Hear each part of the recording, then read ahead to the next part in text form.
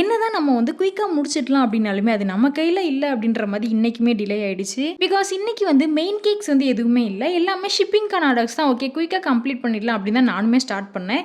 But நம்ம யூசுவலா ஷிப்பிங்கான orders எல்லாமே ஆஃப்டர்நூனே complete பண்ணிடுவோம். ஸோ பார்சல்ஸ்மே வந்து எடுத்துட்டு போயிடுவாங்க. பட் இன்னைக்கு கம்ப்ளீட் பண்றதுக்கு எனக்கு ஈவினிங் கிட்ட ஆயிடுச்சு. அதுவும் ஈவினிங்ல வந்து நம்ம 7:00க்குள்ள நம்ம எல்லாத்தையுமே பார்சல்ஸ் போயிட்டு சர்வீஸ்ல சென்ட் பண்ணி ஆகணும். பட் இன்னைக்கு ஆல்மோஸ்ட் நான் வந்து 6:45க்கு தான் போயிட்டு சென்ட் பண்ணேன். கொஞ்சம் டிலே ஆச்சு அப்படின்னாலுமே ஒன் டே நமக்கு வந்து டைம் வேஸ்ட் ஆகியிருக்கும். கஸ்டமருக்கு ரிசீவ் ஆகிறதுக்குமே டிலே ஆகும். ஸோ இதுக்கு ரீசன் வந்து நம்மளோட ரெகுலர் கஸ்டமர் நம்ம கிட்ட வந்து சடனா கொஞ்சம் பல்க் ஆர்டர் வந்து பிளேஸ் பண்ணியிருந்தாங்க.